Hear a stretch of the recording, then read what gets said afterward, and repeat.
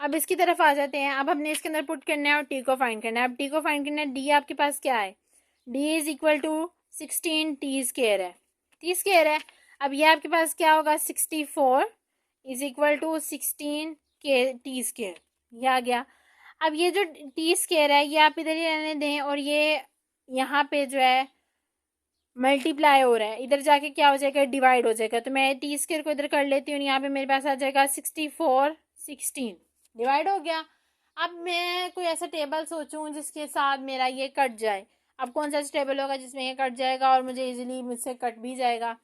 तो आप लोगों को पता है कि 2 8 से 16 और ये आ जाएगा 32, ये 8 आ गया, ये आ गया 32। अब यहाँ पे कौन सा ऐसा लगेगा कि मेरा ये जो सवाल है वो इजीली हल हो जाएगा। ठीक है, आप अगर काम करना चाहिए तो आप डायरेक्टली जो है इनके ऊपर लगा के इनका स्केयर ख़त्म कर सकते हैं। वो स्केयर आपके पास कैसे ख़त्म होगा, आपको पता है कि 8 8 जा, आपको पता है 8 8 जा क्या होता है, 64 होता है। ठीक है, और 4 4 जा 16 होता है। तो मैं आप लोगों को ये बता देती हूँ कैसे आया, देखें। अब यहाँ पे है ना, ठीक है, हमने यहाँ पे कर लिया 32/8, ये कर लिया। जब मैं इधर अंडर रूट लूँगी तो ये मेरे पास आ जाएगा 2 की पावर 5 और ये मेरे पास आ जाएगा 2 की पावर 3। ठीक है, अब जब मैं यहाँ पे इसे करती हूँ ऊपर वाले को तो मेरे पास यहाँ पे आ जाएगा 4/√2, यहाँ पे मेरे पास आ जाएगा 2/√2। टी इज इक्वल टू, मेरे पास टी क्या आ जाएगा, टी इज इक्वल टू 2। अब जब मैं इधर 16 4 को और 16 को करती हूँ, ये मेरे पास आ जाएगा √8 का स्क्वायर और ये मेरे पास आ जाएगा 4 का स्क्वायर, ये कट गए 8/4, टी इज इक्वल, तो फिर मेरे पास टी क्या आ गया, 2। क्या यहाँ पे भी 2 नहीं आया था, तो यहाँ पे भी 2 आ गया। आप जो सा मेथड आपको इजी लगा वो कर सकते हैं, आप डायरेक्ट भी कर सकते हैं। और मैंने आप लोगों को दोनों मेथड इसलिए बताए हैं, मैं डायरेक्ट काट भी देती लेकिन बच्चों को समझ ना आता है मैंने कैसे काटा हुआ है, तो इसलिए मैंने ये स्टेप्स किए हैं। ठीक है, हमने अंडर रूट लिया, अंडर रूट लेके हमने स्केयर ख़त्म किया, स्केयर ख़त्म करने के बाद देन हम लोगों ने आगे जो है अपना काम किया। अब ये तो हो गया, अब इसके बाद आगे हमने क्या करना है, अब हम लोगों ने अगले एग्जांपल करनी है, अगले के अंदर वैल्यू पुट करनी है और हमने डिस्टेंस फाइंड करना है। टाइम हमें पता चल गया, हमारे पास 2 सेकंड्स थे। ठीक है, अब यहाँ पे हमने डिस्टेंस फाइंड करना है। अगर हमारे पास टाइम 3 सेकंड हो जाए फिर हम लोग क्या करेंगे, तो डिस्टेंस फाइंड करते हैं। डी इज इक्वल आ जाएगा 16/t²। ठीक है, डी इज इक्वल आ जाएगा 16, 3 का स्क्वायर, टी इज इक्वल आ जाएगा 16 और ये आ जाएगा 9। अब 16 9 का क्या होता है, चलो छोटे बच्चों की तरह समझते हैं 16 9 का क्या होता है। मैं टेबल तो नहीं पढ़ी, ठीक है, मैं फिर भी आपको 9 6 होता है 54, 4 लगा 5 प्यारी, 9 1 जा 9, ये आ जाएगा 144। तो हमारे पास आ जाएगा डी इज इक्वल टू 144।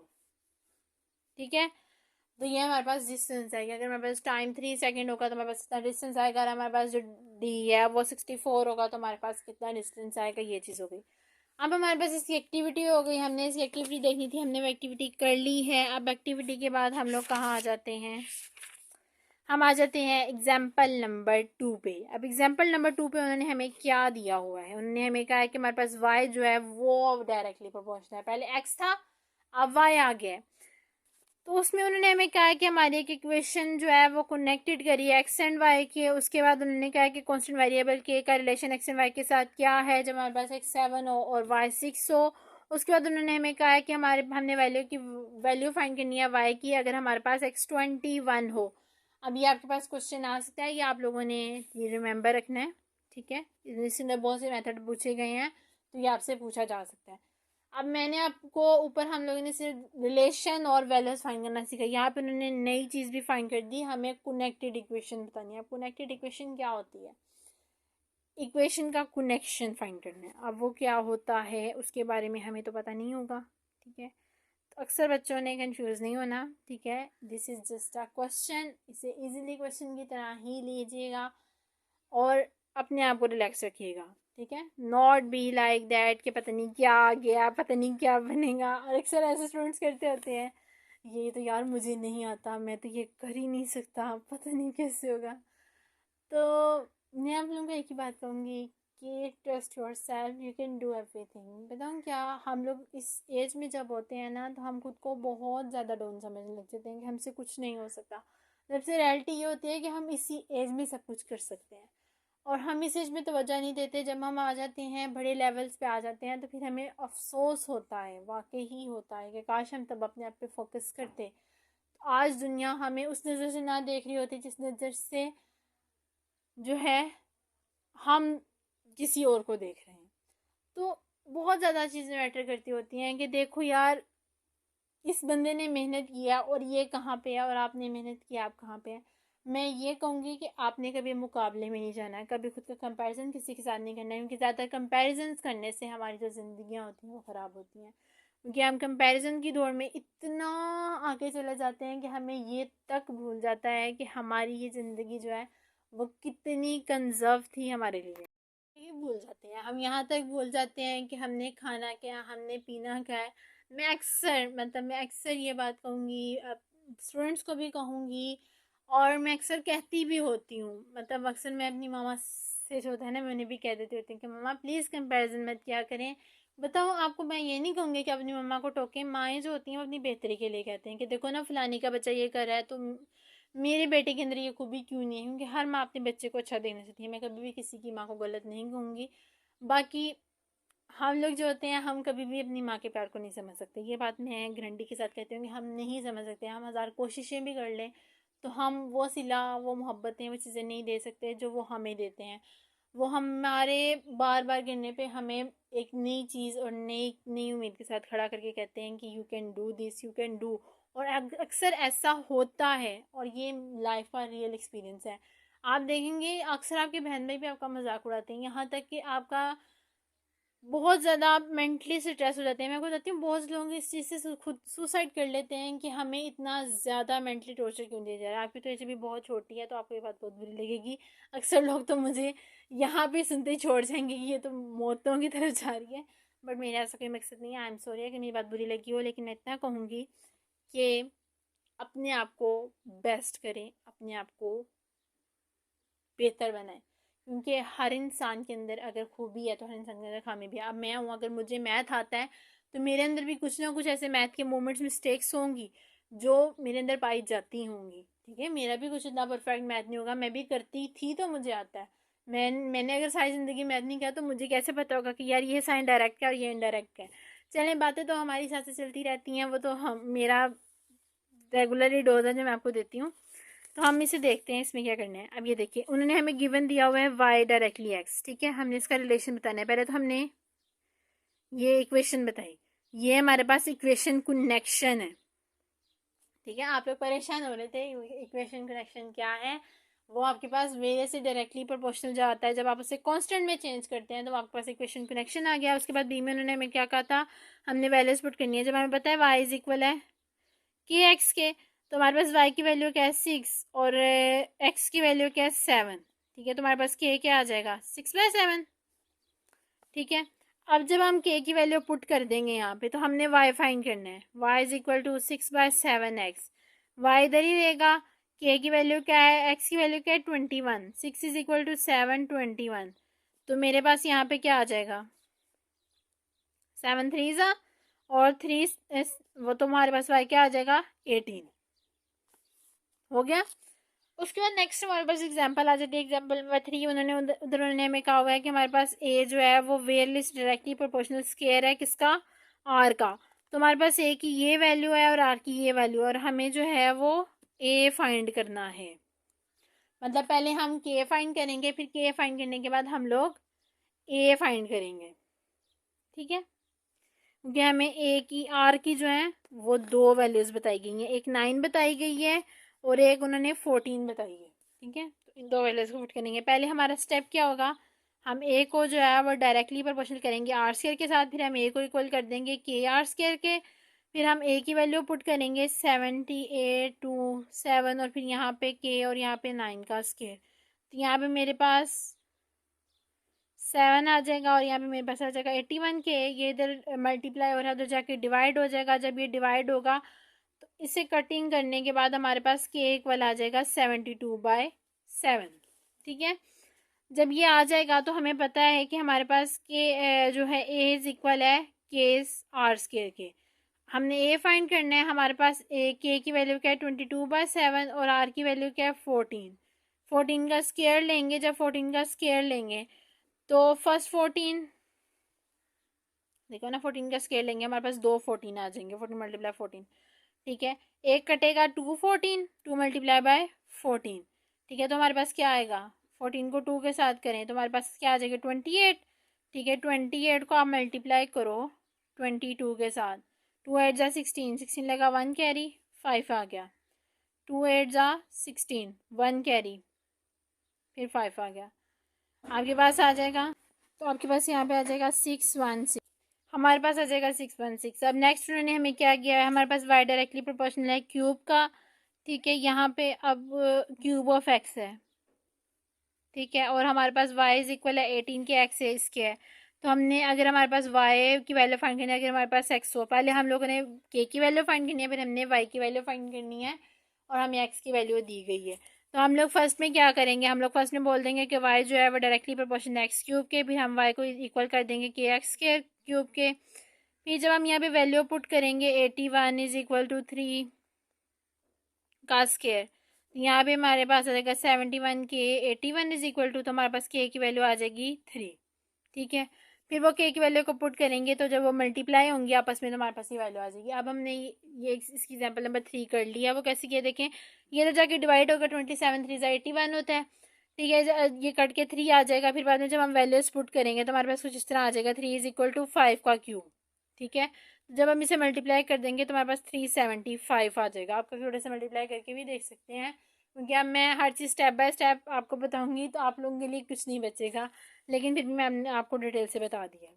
हो गई हैं डायरेक्ट वेरिएशन की एग्जांपल्स कंप्लीट। अब आ जाते हैं इनडायरेक्ट वेरिएशन। तो इनडायरेक्ट वेरिएशन को हम लोग इन्वर्स वेरिएशन भी कहते हैं, क्योंकि वो डायरेक्ट वेरिएशन के ऑपोजिट होती है। अब उसमें ऑपोजिट ऐसा क्या होता है, उसमें हम लोग ऑपोजिट ऐसा क्या करते हैं, हम लोग इसमें ये देखते हैं। सबसे पहले हम लोग डेफिनेशन की तरफ आते हैं। अगर हमारे पास टू वैल्यूज जो है वो रिलेट कर रही होती हैं इन सच अ वे में, तो उसकी वन क्वांटिटी इंक्रीज होती है तो अदर जो होती है वो डिक्रीज होती है, ठीक है। तो फिर हमारे पास ये इन्वर्स वेरिएशन बनती है। यहाँ पे हम लोगों ने पीछे क्या पढ़ा था कि अगर हमारे पास जो क्वांटिटी है वो इंक्रीज होती है तो उसकी दूसरी क्वांटिटी भी हमारे पास इंक्रीज होती है। लेकिन यहाँ पे क्या होता है कि अगर हमारे पास एक क्वांटिटी बढ़ रही है, एक का जो वॉल अगर आपका एरिया बढ़ रहा है ना तो उसका सरकमफेरेंस छोटा रहेगा, तो ऐसे तो होता ही नहीं है, ठीक है। तो ये इनडायरेक्ट वेरिएशन में आ जाता है। आप अपनी जगह बढ़ाते जा रहे हो लेकिन आपकी उस जगह में रहने वाले लोग कंज्यूमिंग है, लिमिटेड है। लाइक जिस तरह मेरे स्कूल में 50 रूम्स हों, इमेजिन कर लें एक स्कूल है उसके अंदर 50 रूम है, लेकिन आप लोग सिर्फ 10 रूम यूज़ कर रहे हैं। तो जो इतना लंबा आपने एरिया बढ़ाया हुआ है वो सारा तो इनडायरेक्ट में चला गया, क्योंकि आप 10 के 10 लिमिटेड यूज़ कर रहे हैं। आपका सरकमफेरेंस तो उतना ही है, आप 50 बना लो 100 बना लो, जब आप यूज़ ही 10 रूम्स कर रहे हैं तो 10 नहीं यूज़ होने हैं। बाकी जो एरिया है वो तो फिर ऐसे ही जाएगा, आपका सरकमफेरेंस तो इतना सही रहेगा क्योंकि आप उन 10 रूमों में चक्कर लगा के आ जाएंगे। बाकी रूम्स में कौन जाएगा, कौन देखेगा। अक्सर आप लोग ऐसे नोट कर लें कि आप लोग नोट करते हैं कि जब आप एक प्लेस रखते हैं, मतलब यहाँ पे आपने चीज़ें फेंकते रहना है फेंकते रहना है, जिस तरह अक्सर अनयूज थिंग्स होती हैं जो आप लोगों पर स्टोर्स में स्टोर करते हैं कि मतलब ये कौन सा यूज़ करनी है, इन्हें स्टोर में रख देते हैं, कुछ आप किसी को दे देते हैं। तो अक्सर आप लोगों ने नोट किया होगा कि आपकी जो अनयूज थिंग्स होती हैं उनका मटेरियल बहुत ज़्यादा होता है, जबकि आपकी यूज थिंग्स का मटेरियल, तो ये भी आपका इनडायरेक्टली आ जाता है कि आप अपना मटेरियल इतना लिमिटेड नहीं खरीदते हैं, आप अपनी लिमिट से ज़्यादा खरीद लेते हैं, जिसकी वजह से आपका सरकमफेरेंस तो छोटा सा रह जाता है लेकिन आपका जो एरिया होता है वो बड़ा हो जाता है। क्योंकि आपका जब अब आप एक एक रूम है उसमें एक बेड आएगा लेकिन आप दो ले आते हैं, तो आपका एरिया तो छोटा है लेकिन आपका अब सरकमफेरेंस बड़ा हो गया है, ठीक है। जब एरिया छोटा है सरकमफेरेंस बड़ा हो गया यानी कि उसके अंदर जगह चीज़ें ज़्यादा हो गई हैं। इस तरह जब आपका एरिया बढ़ा है लेकिन आपने सिर्फ एक बेड रखा हुआ है, बाकी सारा कमरा खाली है, तो वहाँ पे क्या है, आपका एरिया बढ़ा है लेकिन आपका सरकमफेरेंस सिर्फ सिर्फ आपके बेड तक लिमिट है। क्योंकि आप जाके बेड पे बैठना, आप नीचे तो बैठने से रहेंगे क्योंकि ना आपने क्लीन लिया है, ना आपने कुछ और रखा है, ना आपने कोई काउच रखा हुआ है, ना आपने कोई ड्रेसिंग है, ना आपका कुछ ऐसी ऐसी चीज़ें हैं। तो वहाँ का सरकमफेरेंस जो है वो छोटा हो जाता है और आपका एरिया बड़ा हो जाता है। तो ये जो चीज़ें होती हैं ये सारा कुछ इंक्रीज उसमें आ जाता है, इन्वर्स में आ जाता है। इसी तरह इमेजिन करें कि जब आप एक विंडो बनाते हैं, ठीक है, आप विंडो से दूर तक देख सकते हैं, मतलब आपकी एक आई का एक व्यू बनता है दूर तक देखने का। जहाँ तक आपकी आई जाएगी वहाँ तक आपका जो है ना वो एरिया बनेगा, कि मतलब आप इतने एरिया तक देख सकते हैं, उतने आपका सर्कमफेरेंस होगा। उस एरिया में जो जो चीज़ें हो रही होंगी, जो जो कुछ होगा आप देख सकें। और अगर आप उस विंडो की जगह पे आप छोटा सा वो बनाते हैं, क्या रोशनदान जिसे कहा जाता है, ठीक है, एयर के लिए आप अक्सर बनाते हैं ना स्मॉल विंडो, तो उसके अंदर से जो आपको देखना होगा तो उसकी लिमिट जो होती है वो छोटी हो जाती है, ठीक है, लेकिन आप देखना ज़्यादा चाहते हैं, ये रहती है। उसके बाद आ जाता है जब नोट्स आ जाते हैं, जब आप नोट्स बना रहे हैं, लाइक आपने 4 पेजेस खरीदे लेकिन आपके नोट्स 6 पेजेस के हैं, ठीक है, तो आपका जो एरिया है वो ज़्यादा है, लेकिन आपका जो एरिया है वो छोटा है, लेकिन आपका सर्कमफेरेंस ज़्यादा है। आपने काम ज़्यादा करना है लेकिन आपका एरिया जो छोटा है। आपकी शीट्स 4 हैं लेकिन आपने काम 6 शीट्स वाला करना है। तो ये सारा कुछ इन्वर्स में आ जाता है कि मतलब एक चीज़ अगर ज़्यादा हो रही है तो दूसरी कम होगी, अगर दूसरी ज़्यादा हो रही है तो पहली वाली कम हो जाएगी, ठीक है। इसके अलावा और कौन सी एग्जांपल आ जाती है, लाइक पेट्रोल। आपने नोट किया जब पेट्रोल महंगा होता है कि मतलब इतने लीटर जो है वो 500 का हो गया, तो अक्सर जो होता है वो हमारा डिस्टेंस कम हो जाता है, क्योंकि जब हमने 1 लीटर पेट्रोल डाला तो हम कितने 3 किलोमीटर चले जाएंगे, 30 किलोमीटर चले जाएंगे, क्योंकि मुझे एग्जैक्ट नहीं पता हम कितने किलोमीटर तक जा सकते हैं। 30 किलोमीटर तक इमेजिन के लिए हम 1 किलोमीटर एक लीटर पेट्रोल डलवा के 30 किलोमीटर का सफ़र कर लेते हैं, लेकिन हमने 60 किलोमीटर का सफ़र करना है।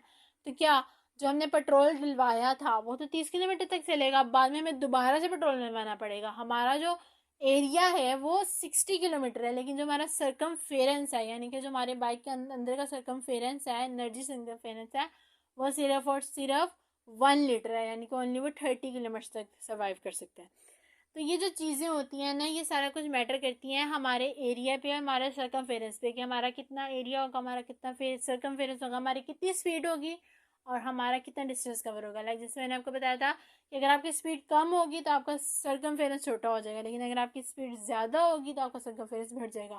तो यहाँ पे स्पीड की एग्जाम्पल नहीं आ सकती, क्योंकि फिर देखिए जब स्पीड ज़्यादा होगी तो आपका डिस्टेंस कम हो जाएगा, होता है ना, क्योंकि जब आप एक जगह जैसे यहाँ से लाहौर जा रहे हैं, आपको आपका लाहौर जो आपके लिए 2 किलोमीटर है, अगर आप यहाँ से जा रहे हैं 130 या 140 की स्पीड में, तो आप 1 किलोमीटर का फासला 5 सेकंड में ख़त्म करते हैं। इमेजिन करना है, रियलिटी में ऐसा कुछ नहीं होता। तो वहाँ पे आपका जो एरिया है वो उतने का उतना ही है, लेकिन आपकी स्पीड बढ़ गई है, ठीक है, ये भी आपके पास इन्वर्स में आ जाता है, मतलब आपकी स्पीड बढ़ जाना और आपका एरिया का उतना ही रहना, ये सारा कुछ होता है, ये भी इन्वर्स में आ जाता है। आ जाता है कि इस in other words if a quality y varies inversely with regard to the quantity, वो इससे y is inversely proportional to x और y varies inversely as x, इसे रिटर्न करेंगे 1/x के साथ। 1/x के साथ क्यों रिटर्न करेंगे कि एक चीज़ इंक्रीज हो रही है तो दूसरी डिक्रीज हो रही है, तो ऑब्वियसली वो डिवाइड होकर डिक्रीज होगी ना, क्योंकि ऐसे तो मल्टीप्लाई करने से तो वो चीज़ बढ़ेगी, डिवीजन से वो चीज़ कम होती है। तो हम लोग यहाँ पे डिवीजन फॉर्म यूज़ करते हैं, और जब हम इसे प्रोपोर्शनल ख़त्म करेंगे तो हमारे पास कांस्टेंट किया आ जाएगा, ठीक है।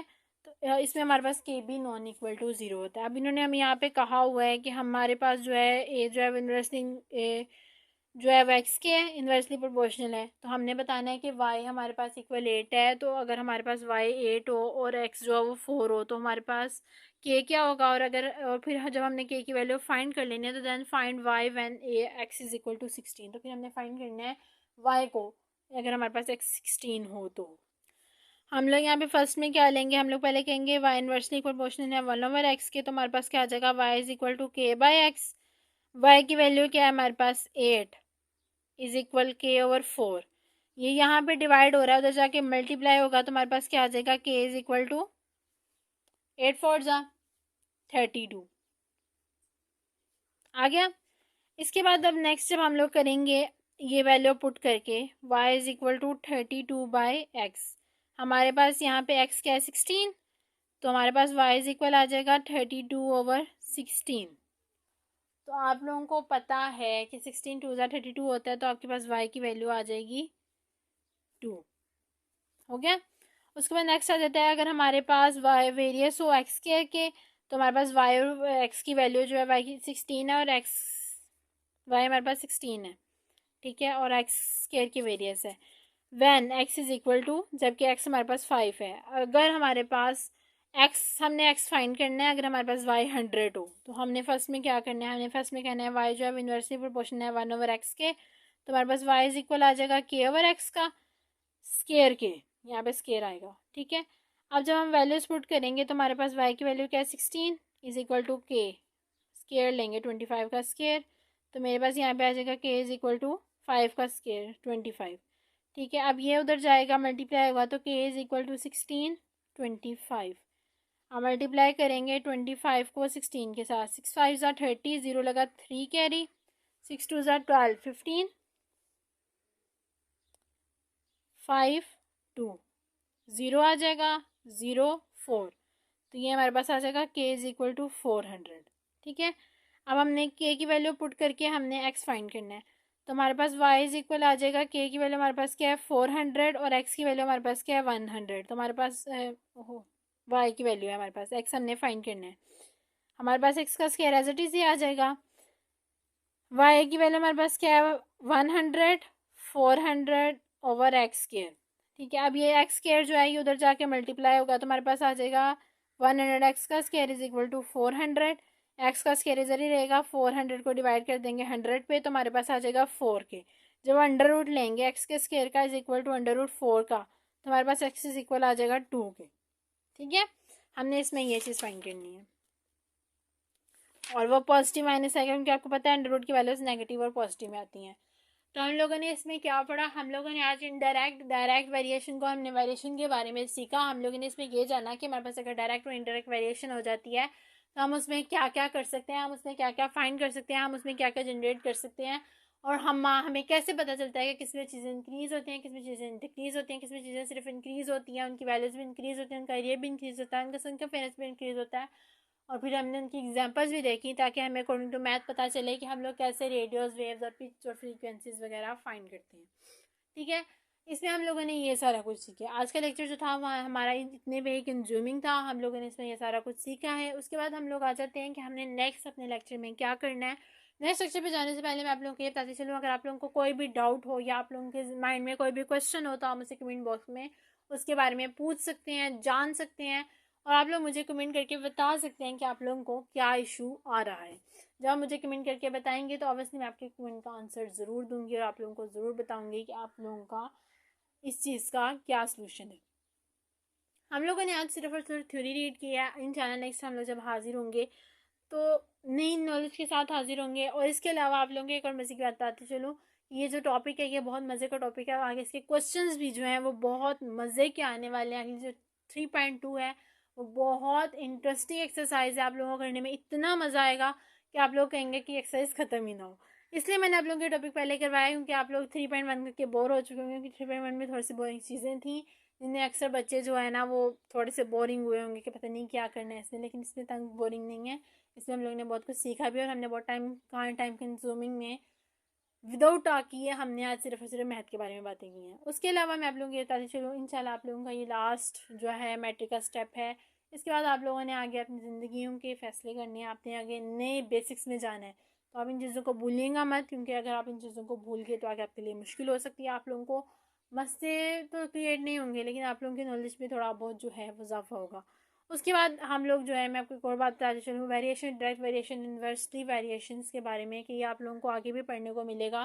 तो आपने इन टॉपिक्स को कभी भी रिमूव नहीं करना। आपने एक चीज़ रिमेंबर रखनी है, पर ये रखना है कि जब आप इन्वर्स वेरिएशन करते हैं तो एक चीज़ डिक्रीज़ होती है तो दूसरी इंक्रीज़ होती है, क्योंकि वो इसलिए क्योंकि हम लोग इन्वर्स कर रहे होते हैं। अगर दोनों चीज़ें इंक्रीज़ होंगी तो फिर तो वो इन्वर्स रहेगा ही नहीं। लेकिन इन्वर्स में हो जाता है कि दोनों, एक चीज़ इंक्रीज़ हो रही है दूसरी डिक्रीज़ हो जाएगी, अगर वो डिक्रीज़ हो गई तो वो इंक्रीज़ हो जाएगी। इस तरह डायरेक्ट में ये हो जाता है कि दोनों चीज़ें अगर इंक्रीज़ हो रही है तो दोनों इंक्रीज़ होती हैं, तो दोनों कम हो रही हैं तो दोनों कम हो जाती हैं।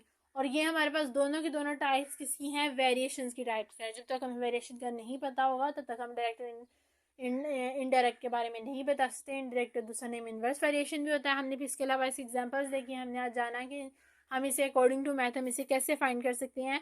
हमें मैथ में इसे कैसे फाइंड करना सिखाया गया है, हमने उसके फार्मूलाज को देखा, हमें ये पता चला कि इन्वर्स वेरिएशन का फार्मूला कैसे लिखा जाता है, डायरेक्ट वेरिएशन का फार्मूला कैसे लिखा जाता है, और वेरिएशंस को ऑल साइंस के लिए यूज़ किया जाता है क्योंकि इसकी फ्रीक्वेंसी भी फाइंड की जाती है, पिच भी फाइंड की जाती है, एरिया भी फाइंड किया जाता है, उसका सर्कमफेरेंस भी फाइंड किया जाता है, और भी बहुत सी चीज़ें हैं जो फाइंड की जाती हैं। तो हर चीज़ का हमारी रियल लाइफ से कहीं ना कहीं कनेक्शन होता है। हम कहीं ना कहीं अपने मैथ को लेके चल रहे होते हैं लेकिन हम कभी भी उस चीज़ पे फोकस नहीं करते हैं, ये हमारी आदत है। लेकिन इंशाल्लाह आप लोगों का फोकस रहेगा, आप लोगों को मैं ज़रूर बताऊंगी। जैसे मैंने आज आपको अपनी लिए इसकी रियल लाइफ यूजेस भी बताए कि हम लोग डिस्टेंस के बारे में कैसे कर सकते हैं, हम स्पीड को कैसे कंज्यूम कर सकते हैं, हम ये सारा कुछ कैसे करते हैं। मैंने आपको ये भी बताया कि कितने डिस्टेंस कवर करने से कितनी जल्दी आपकी स्पीड होनी चाहिए। मैंने आपको ये भी बताया कि आप लोग कैसे डायरेक्ट और इनडायरेक्ट वेरिएशन को अपनी रियल लाइफ में यूज़ करते हो, आप लोग कैसे एक व्यू को देख सकते हो, आप लोग बाय रेडियो की एग्जांपल ले सकते हैं, आप लोग बाय फ़ोन कॉल की एग्जांपल ले सकते हैं कि आप इतने डिस्टेंस में होते हैं लेकिन उस फ्रीक्वेंसी को आपका जा रहा होता है। ठीक है, क्योंकि इतने आपके घर के पास तो टावर नहीं ना लगा होता, टावर तो दूर दूर लगे होते हैं, लेकिन वो जहाँ जहाँ लगे होते हैं वहाँ वहाँ उस फ्रीक्वेंसी के हिसाब से आपको मिल रही होती है और आप कॉल इजीली सुन रहे होते हैं। आपकी आवाज़ अक्सर कट भी जाती है जब नेटवर्क में इशू होता है या फ्रीक्वेंसी लेवल में इशू होता है। वो फ्रीक्वेंसी के लेवल में इसलिए इशू होता है कि अक्सर जब हवा चलती है तो जो हमारी फ्रीक्वेंसी लेवल होता है वो हवा की वजह से वो उसकी डायरेक्शन चेंज हो जाती है। आप अक्सर कभी ये पड़ेगा कि जब विंड फ्लो करती है तो हमारे जो फ्रीक्वेंसी लेवल्स होते हैं वो कैसे जनरेट करते हैं। इसकी इंशाल्लाह वीडियो जो है मैं आप लोगों को कमेंट बॉक्स में साथ डिस्क्रिप्शन में दूंगी ताकि आप लोग ये देख सकें और आप लोगों को पता चले कि जब विंड चलती है तो हमारे जो वेरिएशंस होती हैं, हमारे जो वेव्स होती हैं वो किस तरह मूव होकर डिफरेंट डायरेक्शन में चली जाती हैं और उससे क्या इफ़ेक्ट पड़ता है और हमारे सिग्नल्स क्यों स्लो हो जाते हैं। अक्सर लोग होता है ना कि हम लोग कहते हैं यार हमारा वाईफाई बंद हो गया, हमारा वाईफाई इसलिए बंद हो जाता है क्योंकि हमारे जो उसकी तरफ वेव्स आ रही होती हैं ना उनके डायरेक्शन की होती है, क्योंकि वो कर्व में वेव होती है तो वो जब हवा के साथ टकराती है तो फिर वो अपनी डायरेक्शन को बदल लेती है और फिर जब अपनी डायरेक्शन को बदल लेती है तो फिर ओवरसली फिर सिग्नल तो आनी ही नहीं है क्योंकि हमारे पास जब उसकी डायरेक्शन ही हमारी तरफ नहीं रही तो फिर इसलिए जो होता है सिग्नल इशूज हो जाते हैं। इस वजह से जो होता है वाईफाई टावर्स जो है वो अपना वाईफाई बंद कर देते हैं ताकि हमें इश्यूज़ ना हो। और अक्सर हमारा जो वाईफाई है इसी वजह से भी ख़राब होता है क्योंकि हमारा जो विंड की वजह से होता है, हमारी डायरेक्शन की होती है जिसकी वजह से हमें बहुत ज़्यादा प्रॉब्लम्स का सामना करना पड़ता है। तो अब हम लोग आ जाते हैं कि हम लोग हमारा नेक्स्ट क्या पढ़ने वाले हैं, हम लोग नेक्स्ट क्या सीखेंगे। जैसे कि हम लोगों ने मैंने आपको स्टार्ट में भी बताया था कि हम लोगों ने इसके 2 क्वेश्चंस छोड़े हैं। प्रीवियस लेक्चर में मैंने आपको कहा था कि मैं आपको करवाऊंगी लेकिन नेक्स्ट लेक्चर में उन दोनों क्वेश्चंस को ऐड नहीं कर सकी, तो मैं नेक्स्ट इंशाल्लाह इन दोनों क्वेश्चंस को साथ ऐड करूँगी। और उसके अलावा हम लोग आ जाएंगे एक्सरसाइज 3.2 पे। तो ये इसकी से छोटी सी है तो ये हमारा नेक्स्ट लेक्चर इसी पे ही होगा और साथ 3.1 के जो क्वेश्चंस रहते हैं। उसके अलावा अगर हमारे पास टाइम हुआ तो हम लोग देखेंगे मीन्स और कंटिन्यूस प्रपोजिशंस। मीन्स कौन सी, थर्ड और फोर्थ मीन्स वो क्या होती हैं उसके बारे में थोड़ा सा आप लोग रिसर्च कीजिएगा, थोड़ा सा पढ़िएगा कि ये क्या होता है, एक दफ़ा रीड कीजिएगा। अगर आप लोगों को समझ आएगी तो ज़रूर चलिए भी मैं आपको थोड़ा सा एक दफ़ा बता ही देती हूँ कि मतलब अगर देखें यहाँ पे उन्होंने थर्ड प्रोपोजिशन के बारे में बताया हुआ है कि अगर हमारे पास 3 क्वांटिटीज़ हों, ठीक है, तो फिर हम उसे थर्ड प्रपोजिशन कहते हैं। ठीक है, उसके बाद फोर्थ प्रपोजिशन में ऑब्वियसली हमारे पास जो है वो 4 क्वांटिटीज़ होंगी। ठीक है, इस तरह कंटिन्यूस प्रपोजिशन में भी हमारे पास कोई ना कोई ऐसी क्वांटिटी होगी जिसे जनरेट करने के बाद हम लोग करते होंगे। तो ये जो सारा कुछ है ये इंशाल्लाह हम लोग करेंगे। इंशाल्लाह हमारा जो ये चैप्टर है ये इतना ज़्यादा बड़ा तो नहीं है लेकिन मेरी कोशिश ये है कि मैं आपको एक दिन के अंदर अंदर 2 एक्सरसाइजेस करके दूँ ताकि आप लोगों का जो सिलेबस है वो भी रिजर्व हो और आप लोगों का जो ये टेंशन होती है ना अक्सर बच्चों के हमारा सिलेबस नहीं ख़त्म हो रहा वो भी ख़त्म हो जाए। इसकी 7 एक्सरसाइजेज हैं टोटल और हम लोगों ने अल्हम्दुलिल्लाह से 2 एक्सरसाइजेस कंप्लीट कर लिए हैं क्योंकि आपको मैंने उस दिन भी बताया था स्टार्ट लेक्चर्स में मैं आपको सिर्फ कहती हूँ अगर आप एग्जाम्पल्स कंप्लीट हो जाए तो आप एक्सरसाइज हो जाती है। मैं एक्सरसाइज आप लोगों को इसलिए करवाती हूँ कि बच्चे होते हैं वो नोट्स बनाते हैं तो फिर उन्हें कुछ क्वेश्चन की समझ नहीं आ रही होती तो वो परेशान हो जाते हैं कि पता नहीं यहाँ पे क्या करना है कैसे करना है, तो फिर वो लेक्चर देख के उस सवाल को समझ लेते हैं। मैं सिर्फ दो आप लोगों को इसलिए एक्सरसाइज के बारे में थोड़ा सा डिटेल में बताती हूँ। कुछ एक्सरसाइज में कुछ क्वेश्चन होते हैं थोड़े से हट के होते हैं एग्जाम्पल से, लेकिन होते वही हैं लेकिन उनका थोड़ा सा मेथड चेंज हो जाता है तो अक्सर बच्चे जो होते हैं ना नर्वस हो जाते हैं, पता नहीं यहाँ पे क्या किया गया है, कैसे हुआ था, ऐसे तो हमने किया नहीं था, हमें तो ऐसे टीचर ने करवाया भी नहीं था, पता नहीं यहाँ पे क्या कर दिया गया, तो इसलिए भी करवाया जाता है। एनीवे आई होप सो कि आप लोगों को मेरा लेक्चर खत्म समझ आया होगा और मैंने आज से जितने भी लेक्चर दिए हैं आप लोगों को उनकी अच्छे से समझ आई होगी। इंशाल्लाह ताला नेक्स्ट पे आप लोगों के साथ रहूँगी, आप लोगों को नए से नई चीज़ से मोटिवेट करूँगी, हम लोग नए से नई चीज़ सीखेंगे, हम लोग नई से नई चीज़ जानेंगे और हमें ये भी पता चलेगा कि हम लोग अपनी मैथ को रियल लाइफ में कैसे सेटल कर सकते हैं, कैसे इसे यूज़ कर सकते हैं और कैसे नहीं कर सकते हैं। फिर हम मैथ की ज़ुबान में बात करना सीख जाएंगे। ऐसे टीचर्स बोल देते हैं कि मैथ की ज़ुबान में बोल के बताओ। Anyway, thank you for the watching. Take care. अल्लाह हाफिज़। इंशाल्लाह नेक्स्ट लेक्चर के साथ हाजिर होंगे आपके साथ, नए मोटिवेशन के साथ और नए एनर्जी के साथ। टेक केयर एंड अल्लाह हाफिज़।